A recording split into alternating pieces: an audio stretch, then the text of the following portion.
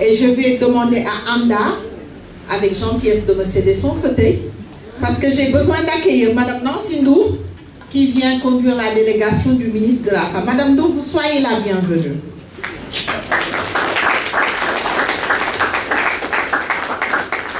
Donc notre deuxième partie, comme vous le savez, concernera les échanges inspirants sur l'état des lieux de l'entrepreneuriat féminin. Madame Hasna Faldiaï va nous faire cette magnifique présentation que tout le monde attend de voir parce qu'elle en a l'expérience. Madame Ndour, soyez la bienvenue, votre fauteuil est juste devant vous. Venez par là, madame. Venez par là. Madame, approchez-vous. Asseyez-vous, Anda. Asseyez-vous. Mengue reste assise. Je lui donne des ordres parce que je suis plus âgée qu'elle. Je n'en donne pas l'air, n'est-ce pas? Elle m'appelle Tata. C'est dans une autre vie.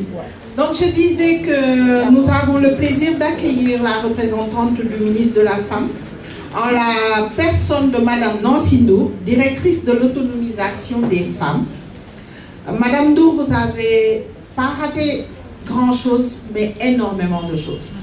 Nous avons eu depuis ce matin un magnifique témoignage de Madame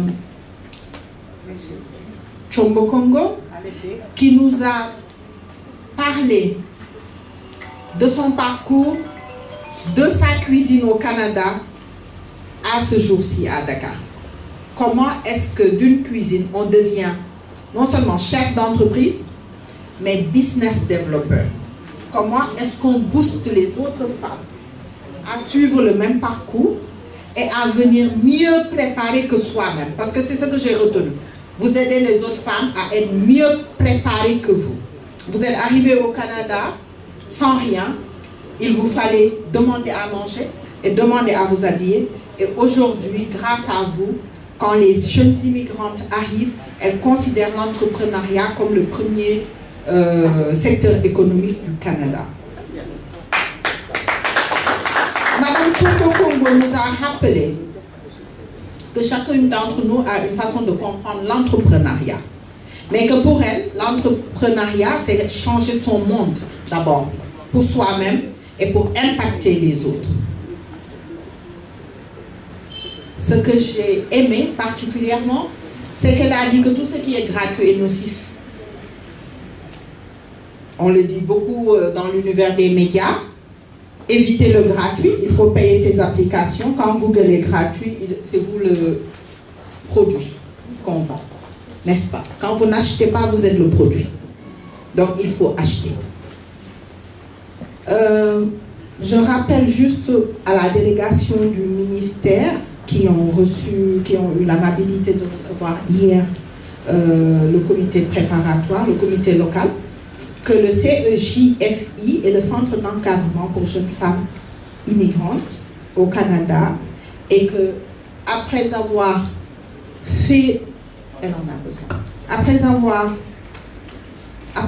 fait connaître, après être reconnu au Canada, il est temps que les Africains aussi prennent part à votre expérience, participent au réseau et obtiennent les bénéfices de rester ensemble, de rester concentrés et de collaborer. Je connais la meilleure collaboration féminine du Sénégal. Je ne fréquente pas beaucoup les femmes, c'est mon défaut. Je fréquente plus les hommes. Mais vous l'avez dit, c'est parce que les hommes sont le monde actuellement. On est obligé de les fréquenter. Quand on monte, c'est eux qu'on rencontre. Ce qu'on souhaite, c'est être plus dans les assemblées, n'est-ce pas? Et la meilleure collaboration que je connais entre femmes et que je fréquente beaucoup, c'est la tontine. Ça marche, on met l'argent, le peu qu'on a, on le met ensemble pour l'une d'entre nous, pour qu'elle aille de l'avant et que le retour sur investissement se fasse pour la communauté. Je pense que je vous ai tout résumé, Madame Ndour, et c'est un plaisir pour moi de vous donner la parole si vous avez assez respiré. Je vous remercie de me rejoindre.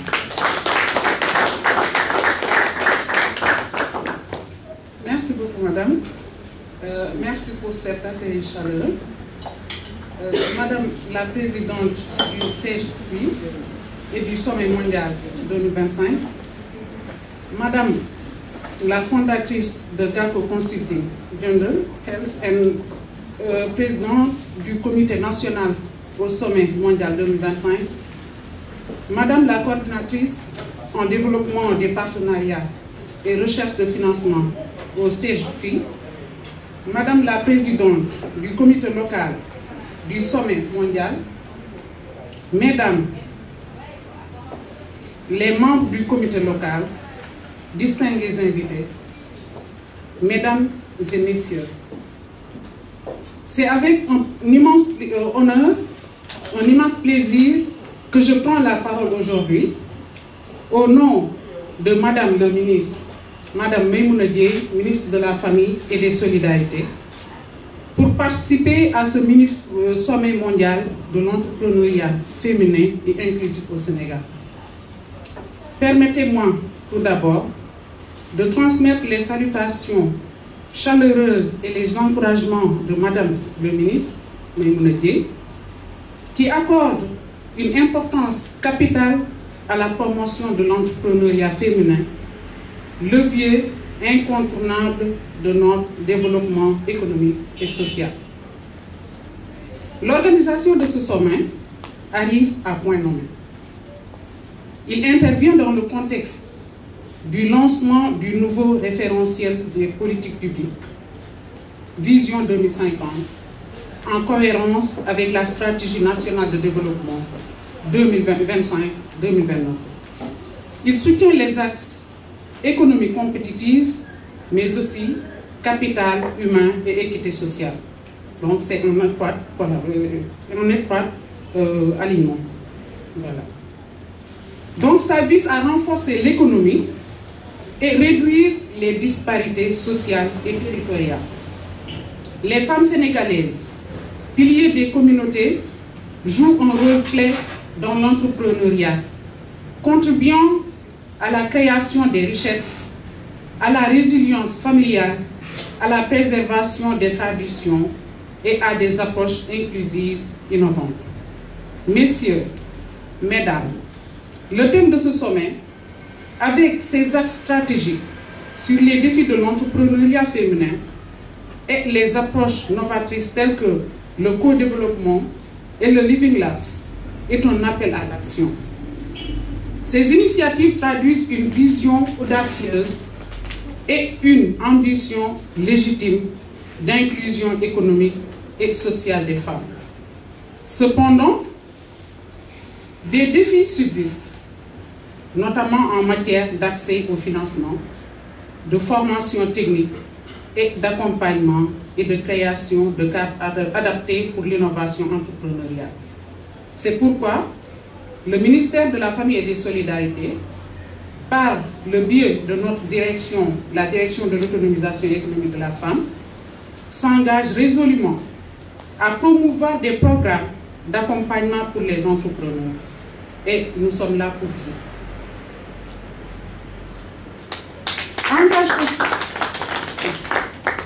S'engage aussi à encourager des partenariats publics et privés.